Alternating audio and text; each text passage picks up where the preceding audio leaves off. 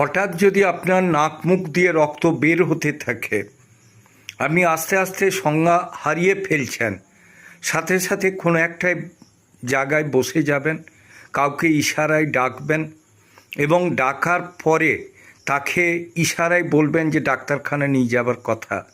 খুব তাড়াতাড়ি আপনার ব্লাড প্রেশার মাপাবেন।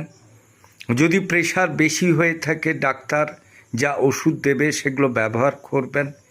এবং আপনার যদি কোনো পার্মানেন্ট ওষুধ খান বা কোনো হিস্ট্রি আছে, আপনার যদি যে রক্ত খেয়ে না থামানো যায়, মানে যাতে রক্ত না জমাট বাঁধে, সেরকম কোনো হিস্ট্রি থাকলে সেই জাতীয় ওষুধ আপনি খাবেন।